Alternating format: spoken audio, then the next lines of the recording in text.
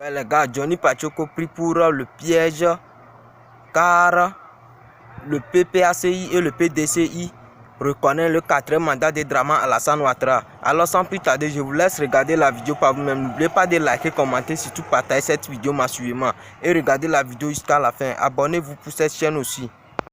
D'ailleurs, on parle tout à l'heure de cela, des députés PDCI qui sont à l'hémicycle.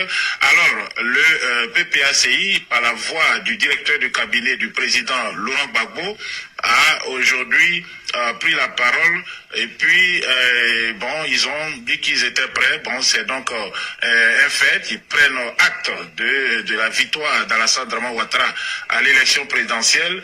Ils prennent aussi acte de la victoire du RDA à l'élection législative.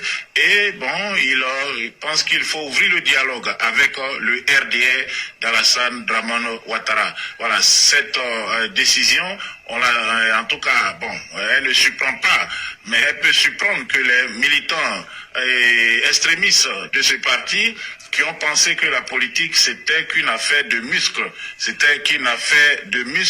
et que bon, avec les muscles on pouvait venir à bout de la dictature d'Alassane Draman Ouattara, qui est une dictature qui est sponsorisée, qui est protégée par les Occidentaux, principalement la France, pour ses intérêts. Voilà, Alassane Draman Ouattara veille donc aux intérêts occidentaux en Côte d'Ivoire, et même au-delà de la Côte d'Ivoire en Afrique de l'Ouest. Alors, comme on le voit, il est tout à fait normal donc pour la France de lui apporter leur soutien lorsque ce dernier en a besoin. Et donc lorsqu'il y a par exemple des problèmes dans le pays, et on le voit clairement que les médias internationaux n'y parlent pas. Voilà, ils n'en parlent pas. Et donc, nous restons dans une situation, c'est comme si on se bat contre une ombre qui est dans les ténèbres. Voilà, et c'est très compliqué. Alors, il faut une stratégie intelligente et très claire. Et c'est cette stratégie, donc, qui manque actuellement à l'opposition politique, principalement au Parti des peuples africains, qui est resté dans,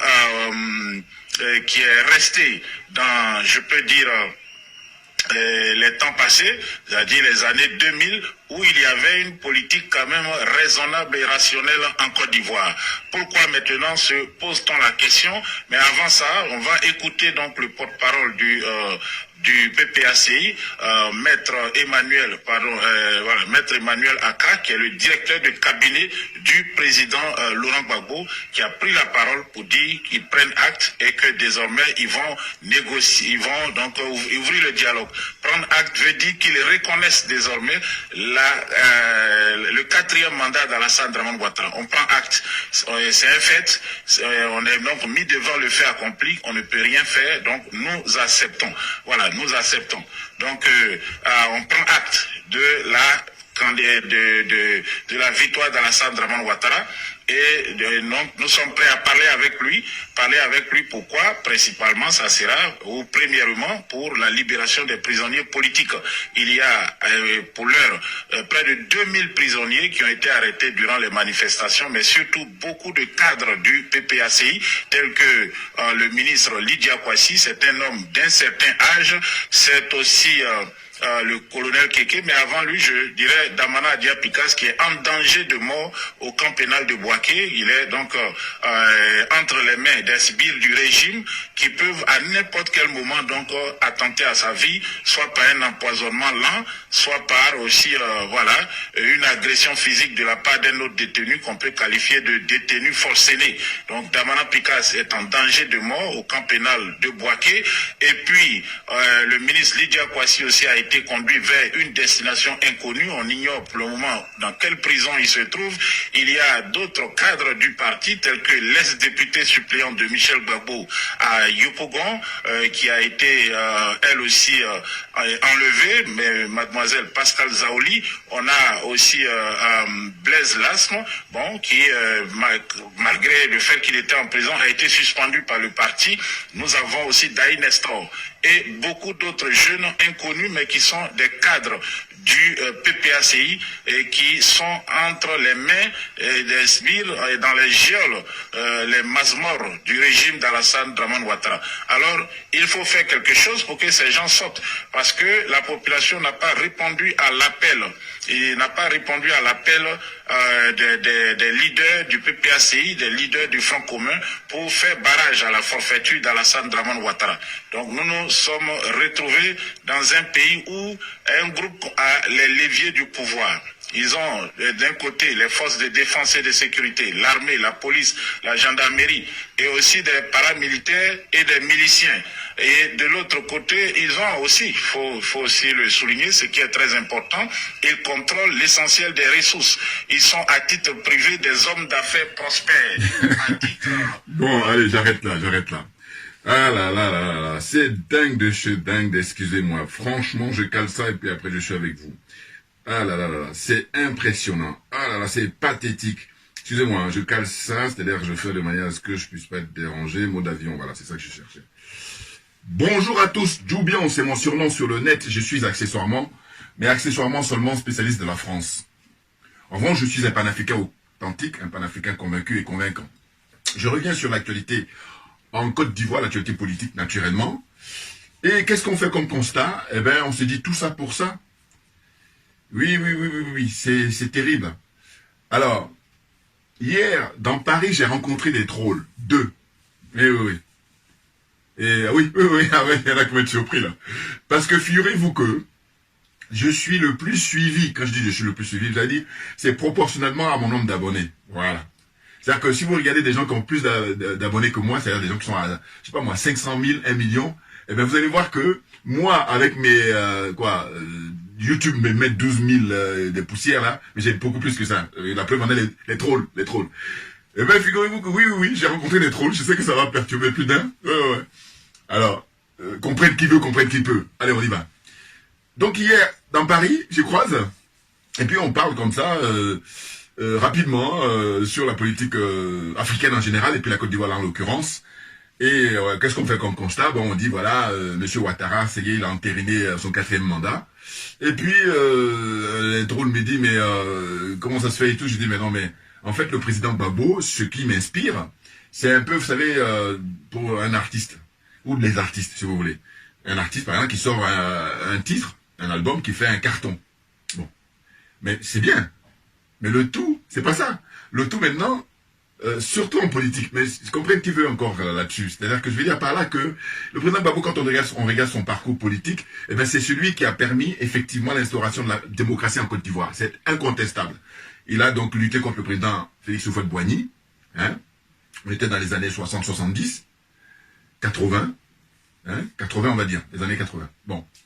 Mais ce qui se passe, c'est quoi? C'est que là, ça sortit, mais c'est tout en bouillie. C'est pitoyable, c'est pathétique, la sortie politique, la sortie de la vie politique du président Laurent Gbagbo.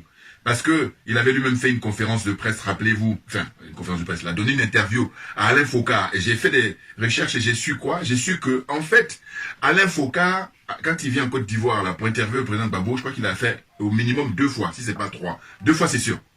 Et bien, ce monsieur, c'est Madame Nandi Bamba qui s'occupe de l'inviter, premièrement, ensuite payer donc son hôtel, sa restauration, en fait, son hébergement, enfin, son séjour, voilà. Donc tout est pris en charge.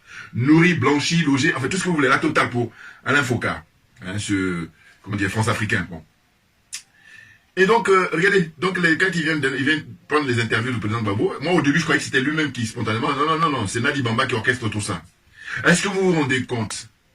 Ah là là, mais je crois que, je vous dis souvent, c'est une question de moyens, sinon il y en a beaucoup qui doivent aller en psychiatrie, il faut aller les soigner, là c'est dans la moindre mesure. Vous voyez? Et donc les trolls là dans la discussion, c'est que voilà le problème du président Gbagbo, c'est le fait que, ben il a eu des occasions, il a eu des gens qui l'entouraient, et puis il n'a pas voulu écouter les bonnes personnes. Et donc j'ai cité le nom de, le président Mamadou Koulibaly, le professeur Mamadou Koulibaly, voilà, qui était un des proches du président Gbagbo, hein, justement quand il était au pouvoir.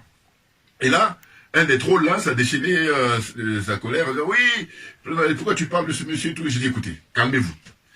Il se trouve que vous et moi, on les regarde de loin et puis on fait des analyses. Mais sauf que ceux qui se côtoient, ils se connaissent, donc ils savent qui est qui, voilà. Donc, moi, c'est toujours mon principe, et c'est du bon sens. Donc, ce que j'expliquais, c'est que j'ai dit, vous savez, le professeur Mamadou Koulibaly, c'est pas n'importe qui. Et j'ai précisé au troll, là, j'ai dit, mais écoutez, vous savez quoi? En Côte d'Ivoire, j'ai toujours dit, bon, maintenant il a pris sa retraite. Voilà. Il a pris sa retraite politique, je crois que c'était en 2024, si je ne me trompe pas. Mais sinon, avant, je disais qu'en Côte d'Ivoire, pour moi, celui à qui j'accorde le crédit, en tant qu'homme politique, c'est lui, professeur Mamadou Koulibaly, tant qu'il était, encore en activité politique. Et là, on le trouve dit non, quand le président Gbagbo avait failli, il aurait fallu qu'il vienne là prendre le pouvoir, et puis la deuxième trône, parce qu'il y a un homme et une femme. Elle dit oui, mais c'est trop facile, il aurait dû... J'ai dit, mais ça se passe pas comme ça. Et là, quand j'ai fini, bon, je vais la faire court, quand j'ai fini la discussion avec eux, je me suis dit, mais il y a deux choses. Soit les gens ne savent pas, et dans ce cas-là, c'est pour ça que je dis souvent, asseyez-vous, prenez des notes. Ou alors, il y en a qui le savent, mais qui sont de mauvaise foi. Et là, j'ai pas le temps. Voilà. J'ai pas le temps. C'est ça, j'ai pas le temps. Parce que la mauvaise foi, ça m'intéresse pas. Parce que là, les enjeux sont énormes, par conséquent, donc il faut avoir des gens qui connaissent le dossier, qui savent de quoi ils parlent, et puis on va avancer. Oh là, ils sont restés bloqués sur la discussion qu'il y a eu, je vous dis, il y a maintenant une dizaine, quinzaine d'années, hein, le procès qui est fait au professeur Mamadou Koulibaly, à savoir que oui, comment se fait-il qu'il n'a pas pris la place tout de suite quand le président Gbagbo a failli. Je dis, mais non, mais c'est dingue de chez dingue. Alors que tout est disponible, hein, simplement, voilà, ces gens-là, comme ils sont de mauvaise foi, les trolls, là, ils sont de mauvaise foi. Parce que je dis, allez regarder les images d'archives, vous allez voir. Pour faire très court, j'ai dit à un des trolls, j'ai dit, vous savez, le professeur Mamadou Koulibaly, il a écrit des bouquins, et pas des moindres. Il n'a pas écrit des livres d'amour ou des livres, les hirondelles sont, le ciel est bleu. Non, non, non, non. Il a écrit, par exemple, un livre historique, hein, le pacte colonial. Donc ça, c'est du factuel. Il explique justement qu'est-ce qu'il faut nous faire, que nous autres Africains devrons faire pour sortir justement de l'impérialisme et du colonialisme. Donc il dénonce le franc CFA, il dénonce les bases militaires françaises, tout ça, les accords, les 11 accords, il dénonce tout ça dans un livre. Voyez-vous? Et quand je disais oui, le troll me dit oui, j'ai noté. Je dis mais si vous notez, c'est important. Oh là, il dit je note, mais par contre il reste avec l'autre troll, parce qu'il y a un homme et une femme. Hein. Il dit oui, non mais c'est pas ça, il faut que c'est pas bien, en fait, il n'a pas assumé. J'ai dit mais non mais n'importe quoi. J'ai rappelé, j'ai dit mais le président, Mamadou Koulibaly, le professeur Mamadou Koulibaly à l'époque, vous savez que quand il y a eu Marcoussi, c'est lui qui a dit au président Gbagbo à l'époque, il a dit mais monsieur le président, on va pas venir laver le linge sale en famille. Ça veut dire qu'en fait, si on vient ici en France pour régler nos comptes, on est humilié. Et là, le président Gbagbo n'a pas écouté. Mais c'est pas la seule occasion. Il y a eu plein d'occasions comme ça où il n'a pas écouté, pas seulement, le professeur Mamadou Koulibaly. Vous voyez?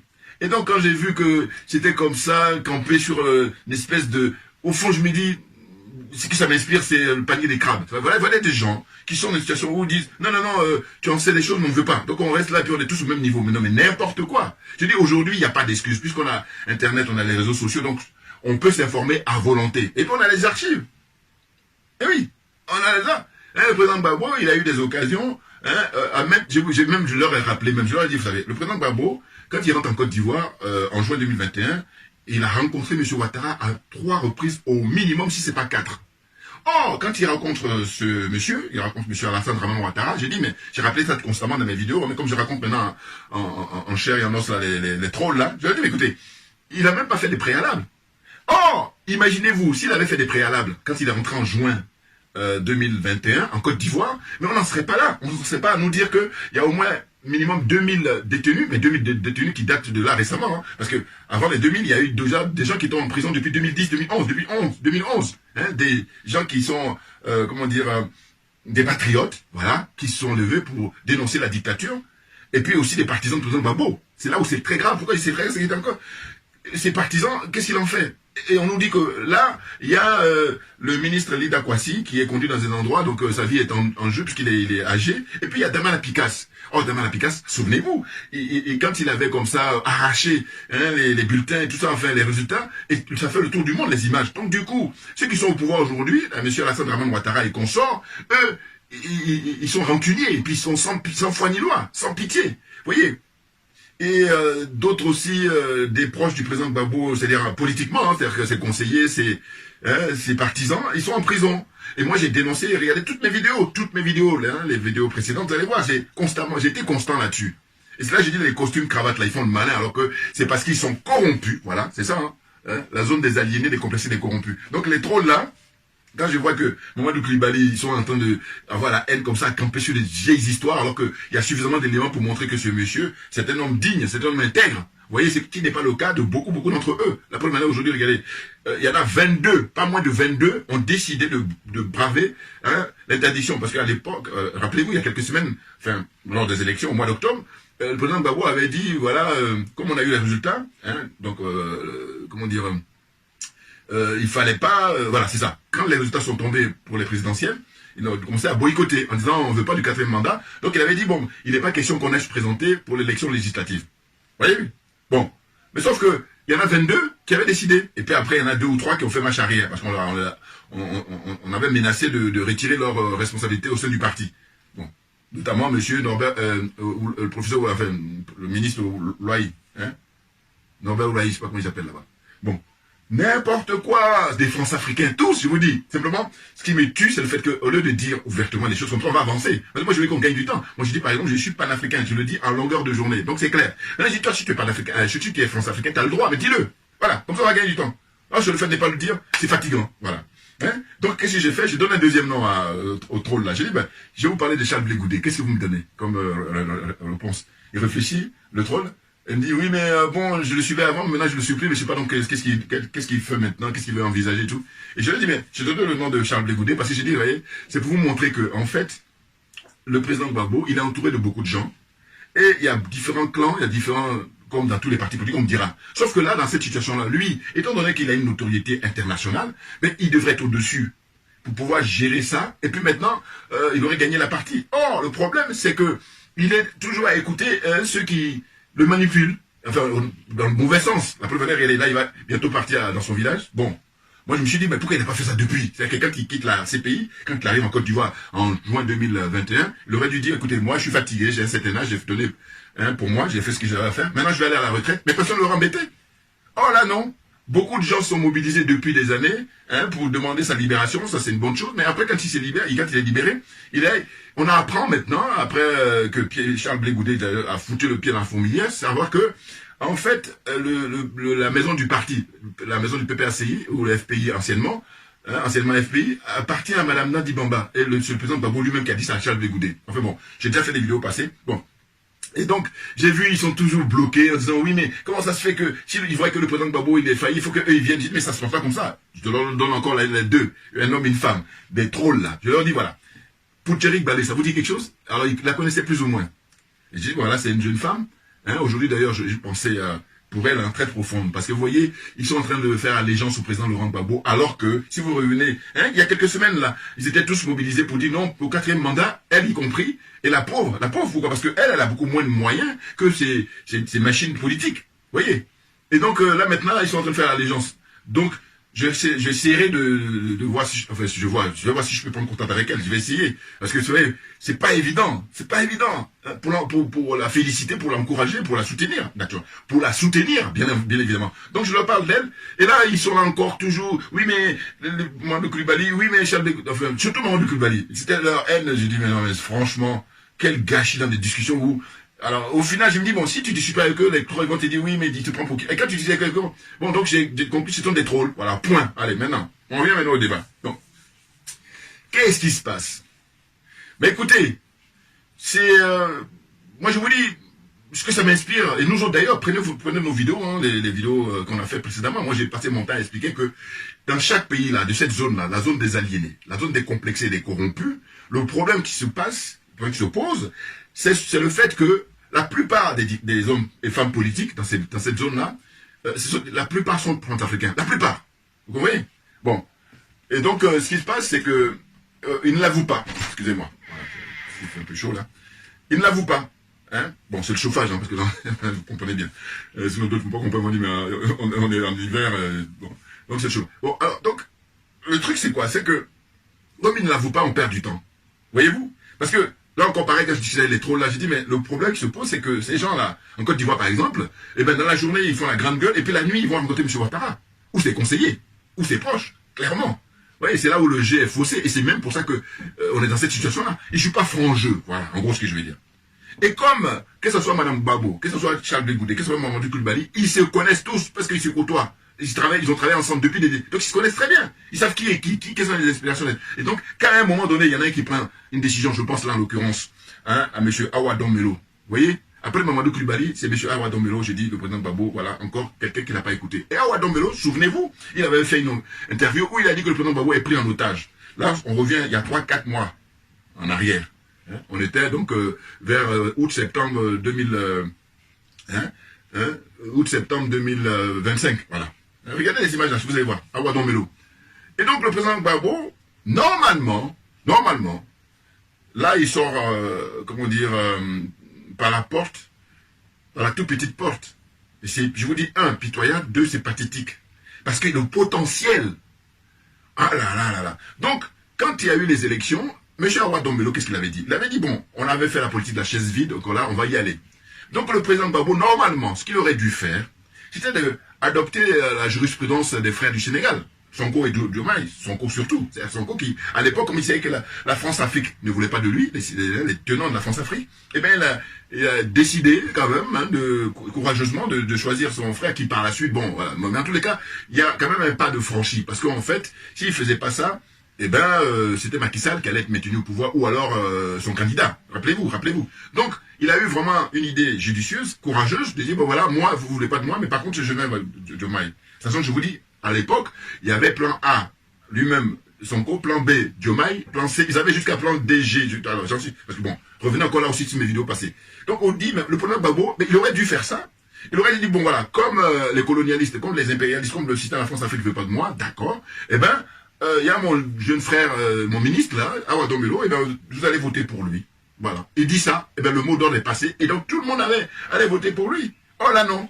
Il a donné l'interview à l'Infoca où il dit ouvertement que non, voilà, je donne pas de consignes. Rappelez-vous, c'est disponible, hein, voilà. Et là aujourd'hui, on est en janvier 2026, et ça donne quoi? Ça donne au fait que ils envoient un monsieur que j'ai jamais vu, c'est la première fois que je vois. Il est, soi-disant, non, il est le directeur de cabinet du monsieur Laurent Gbagbo, le président Laurent Gbagbo, son directeur de cabinet. C'est lui qui va maintenant devant les médias. J'ai même appris qu'il a été interrogé aussi sur RFI, mais là j'ai pris Kofi là, que je suis, Kofi le pauvre lui aussi il est perdu. Alors Kofi j'aime bien, mais son moment je dis bon, à un moment donné il vit là-bas dans les pays de l'AES et puis il a une démarche toujours France-africaine. Pourquoi je dis ça? C'est qu'on lui a expliqué, il le sait en plus, hein, que Thiam c'est un envoyé de la France et maintenant il veut rien savoir. donc la Côte d'Ivoire ils sont tous perturbés. Ah c'est grave. Et puis là ils sont en train de chercher stratégie, il n'y a pas de stratégie. Il faut juste faire preuve d'honnêteté avec les gens, c'est tout. Et puis ah ben oui, beaucoup sont fâchés avec la vérité. C'est tout, ça joue là-dessus. Cherchez pas de stratégie, prenez pas la tête des gens. Hein. N'insultez pas l'intelligence, s'il vous plaît, d'autrui. Hein, l'intelligence des gens. On fait des stratégies, il n'y a pas de stratégie, c'est la vérité, rien que la vérité. Mais comme vous êtes très loin de la vérité, c'est pour ça que là, il y a les enfants des pauvres. Oui, c'est ça, oui, les enfants des pauvres ou des innocents qui sont comme ça emprisonnés, qui sont tués. Et je pense aussi notamment aux jeunes Ziggy. Il a autre chose à faire que d'être en train de crever là-bas dans les prisons de M. Alassane Dramane Ouattara. Hein, le sacrifice, mais oui, ce jeune homme-là, très brillant, très charismatique, il a eu le tort simplement à l'époque de dire que voilà, eh ben, on va voir comment ça va se passer. Il a invité tous les Ivoiriens, hein, les patriotes, vous sortez votre maillot, et puis, quand la décision sera donnée, eh ben, dès qu'il a dit ça, rappelez-vous, vous êtes toujours pareil, tout ça est disponible sur Internet, vous tapez Ziggy, vous allez voir son histoire, voilà.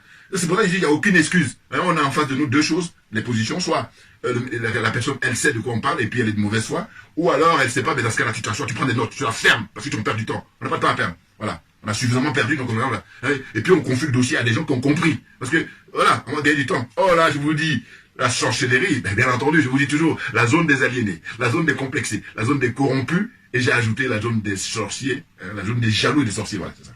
Hein, la zone des jaloux et des sorciers. Cela dit, de mon point de vue, c'est pas une fatalité. Moi, je pense qu'on peut s'en sortir. Mais par contre, moi, je parle de préalable. Préalable, c'est quoi? Il faut une volonté personnelle et une volonté politique. Et la volonté politique, ben, elle est manifeste là. N'en déplaise hein, à tous les farfelus, les sorciers là. Voilà, c'est là-bas que ça se passe et nulle part ailleurs. C'est-à-dire les pays de l'AES. Ouais. Le Mali avec le général Assimi Goïta, le capitaine Ibrahim Traoré au Burkina Faso, et puis le général Tchiani au Niger. Voilà, ce sont eux qui sont les seuls, et Dieu merci, enfin quand je dis Dieu merci, je veux dire que c'est historique, ce qu'on vit, vous ne pouvez pas imaginer. Et bien entendu, oh là, malgré que nous soyons à l'heure d'Internet, malgré que nous soyons à l'heure des réseaux sociaux, mais on a des frères et sœurs là qui sont là, qui traînent les pieds, qui ne savent pas où ils en sont. Et c'est pour ça qu'il faut beaucoup d'éducation. Éduquer, je vous dis, gros budget, premier budget, c'est la défense, pour assurer notre sécurité, bien entendu. Et puis après la défense, c'est l'éducation. Ah oui, bien entendu, si on est sérieux, hein. Et puis si on sait pour les générations à venir. Parce que moi je dis souvent, hein, à ceux qui m'écoutent, écoutez, que la génération d'aujourd'hui soit morte, c'est pas grave, franchement. Mais le pire, c'est soit que ça se perpétue, que les autres générations à venir, ils sont dans une situation pire que nous. Par exemple, moi c'est ça ma préoccupation, c'est pour ça que je parle d'éducation. Il faut qu'on donne beaucoup d'argent pour éduquer les gens. Voilà. Vous voyez les pays là aujourd'hui au 21e siècle qui s'en sortent, ben, ils ont éduqué leur peuple. C'est pour ça que là, ils sont dans une situation où ils sont bien blindés. Oh là, nous, on a des gens qui ont été colonisés, qui ont été corrompus, aliénés, tout ça à dose, à forte dose. Vraiment mon slogan, je vous dis, mais s'il n'y a pas la jalousie, la sorcellerie, mais on prend ça, on diffuse partout. Parce que moi, je suis ouvert à ça. Voilà. Oh là non, on ne veut pas le faire. C'est votre problème. Hein. Je vous dis là, je vous garde, enfin, je vous garde avec vos vieux sorciers, avec vos vieux... Hein, voilà. Non, j'ai pas le temps. Et je suis tranquille à dire ça. Je dis, moi, je suis quelqu'un, quand je vois une soeur, quand je vois un frère qui est brillant dans son domaine, je suis le premier à soutenir Dieu sur le sait. Regardez toutes mes vidéos. Je suis tranquille par rapport à ça. C'est pour ça que j'ai aucune exigence, enfin, comment dire ça. Hein? Je suis pas indulgent, voilà, avec ces espèces de manigances, ces espèces de non-dits, de cachotterie, de n'importe quoi. Oh là là là là. Enfin bon, bref. Donc voilà. Monsieur Adama Bictogo, voilà, c'est ce qu'on a su, hein. Il y a eu la désignation de monsieur, Patrick Kachi, ancien Premier ministre. Lui, c'est comment dire, fidèle de monsieur Ouattara, voilà, donc il est récompensé. C'est lui qui a pris le siège de président de l'Assemblée nationale, il a remplacé monsieur Adama Bictogo. Oh, monsieur Bictogo, de mon point de vue, je pense que ce n'est que le début de ces cauchemars, parce qu'en fait, ils ont commencé par l'écarter au niveau de la présidence de l'Assemblée nationale, mais ensuite, je pense que les mandats dont il dispose, que ce soit le mandat parlementaire et puis le mandat de maire de Yopougon, il va les perdre. De mon point de vue, je crois qu'ils vont procéder comme ça, parce qu'eux, ils sont sans pitié, ils sont sans foi ni loi. Voilà. C'est qu'avec eux, soit tu adhères avec, tu restes avec eux, tu es fidèle et tout, comme Patrick Kachi, ou alors tu veux faire le malin, parce qu'il a essayé de faire le malin à Adama Bictogo, c'est pour ça que là, ils vont lui faire payer la facture. On va pas se plaindre de son cas, parce qu'Adama Bictogo, c'est un homme d'affaires, il n'est pas le seul, on me dira, oui, mais bon, voilà. Hein, et puis il a plein d'affaires. Hein, regardez, il a aussi des problèmes de déchets toxiques. Il est impliqué là-dedans. C'est-à-dire bouffer l'argent des gens. Qu'est-ce qu'il y a encore? Passeport. Il a la société qui fait les passeports des Ivoiriens, des ressortissants de Côte d'Ivoire. C'est lui qui a cette société qui gère ça. Et puis on apprend que dans le passé, c'était justement quand le président Gbagbo était au pouvoir, on lui a confié ça. N'importe quoi. Voilà. Donc aujourd'hui, le moment est venu de faire le bilan. Sauf que les nostalgiques, les gors et compagnie, ben, ils sont dans une situation d'être perturbés, mais très grave, et puis ils veulent rien savoir. Mais ça, c'est votre problème. Qu'est-ce que vous voulez qu'on fasse? Que voulez-vous qu'on fasse? Donc, ils sont dans les trolls là que j'ai vu hier, je dis, mais ils me font penser des frustrés, c'est la frustration monstre. Mais réfléchissez, si vous dites que vous êtes des êtres humains, la femme et l'homme, et puis dites, bon, qu'est-ce qui s'est passé? Prenez le temps, regardez les choses, et puis dites, mais, qui est-ce qui a dit la vérité? Qui est-ce qui a failli? Qui est-ce qui a fait ce qu'il fallait pas faire? Ben oui! Le président Gbagbo. Alors, c'est vrai que quand j'ai développé le plan, bon, ils disent, tous les deux, les trolls, là, ils me disent, on est d'accord avec toi. Mais par contre, ils voudraient que moi, je dise que oui, Mamadou Koulibaly a fait. Non, il n'a pas failli. Monsieur Mamadou Koulibaly, justement, regardez, il est beaucoup plus jeune que le président Gbagbo, mais il prend sa retraite quand? Il prend sa retraite politique en 2024. Or, le président Gbagbo, avec beaucoup d'espoir qu'il a suscité, il y a deux choses. Soit, il jouait franc jeu avec le peuple ivoirien, le peuple africain en général, et le peuple ivoirien en particulier. Or, il n'a pas joué franc jeu. Parce que, en fait, il s'est laissé berner par Madame Nati Bamba, qui, elle, travaille avec M. Ouattara. Clairement. Et là, maintenant, c'est de l'autorité publique. Mais malgré ça, il y a encore des partisans du président Gbagbo qui ne veulent pas entendre parler. Donc, il y a une sœur qui m'a dit, mais non, mais eux, ils sont dans... En fait, c'est de la pathologie, c'est des malades. Ou alors, ils sont... comment il dit ça? Ils sont ensorcelés. On les a ensorcelés. Non, mais parce que franchement, qu'est-ce que c'est que ça?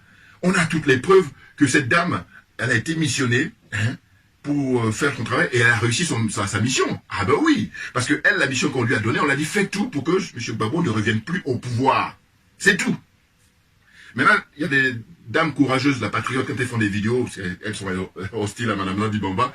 Bon, j'aime beaucoup, hein, parce que je trouve qu'elles ont raison de vider leur sac, parce qu'elles ont milité pendant des années pour aller soutenir le président Gbagbo pour sa libération. Donc maintenant, là, elles demandent des comptes. Elles ont bien raison. Simplement, c'est quand elles disent, par un moment, elles disent, oui, Nadi Bamba, tu avais voulu être première dame, mais elle n'a jamais voulu. C'est ça l'erreur qu'il ne faut pas... Non. Elle, ce qu'elle voulait, c'est ça, c'est que le président Gbagbo ne puisse pas revenir au pouvoir. Donc, après, moi, elle est missionnée pour ça, mais donc, elle ne veut pas être première dame, ça ne l'intéresse pas. Donc, je me dis, elles n'ont pas compris ça. Voilà. Bon, ça c'est une petite parenthèse importante, néanmoins. Mais oui, non, parce que si tu as compris que elle est en mission, donc parle pas de devenir première dame. C'est pas ça sa préoccupation. Elle, sa préoccupation, c'est de dire comment faire pour que le président Gbagbo, puisque c'est ce qu'on lui a donné comme ordre de mission, fait tout pour que ce monsieur ne revienne plus au pouvoir. Ouais. Et là maintenant, il a 80 ans là, voilà. Et puis 81 ans dans quelques mois, c'est au mois de mai prochain, si je ne me trompe pas au niveau de sa date de naissance. Voilà, parce qu'il est né en 1945, je ne sais pas si c'est au mois de mai ou au mois de décembre. Bon, en tous les cas, en 2026, il aura 81 ans. Voilà. Puis bon, on a appris aussi qu'il voilà, il va maintenant prendre sa retraite. Bon, c'est normal. Mais regardez le gâchis. Et puis au moment où je parle, il y a ceux qui sont en prison, ceux qui sont morts en prison, et ses propres partisans, Damala Picasse, Linda Kwasi, hein, Blaise Las, même si Blaise Lam, il a dit, là, sur l'étiquette, alors, j'aurais espéré qu'il soit élu, mais le pauvre, je sais pas si, dans tous les cas, bon, voilà, quoi qu'il en soit au niveau des étiquettes, il est en prison, voilà. Donc moi je suis solidaire de ça, parce que je dis, ce sont des prisonniers politiques, et ils n'ont pas le droit d'être en prison, voilà. Vous voyez, mais qu'est-ce que vous voulez? On est en dictature, et Kofi ici perd par moment, parce qu'il dit oui, pour faire de la politique, les partisans, si vous écoutez bien Kofi, il est dans une contradiction, il dit tout et son contraire, parce que tout le monde est perturbé, en tout cas, ces gens-là, parce qu'ils veulent pas comprendre.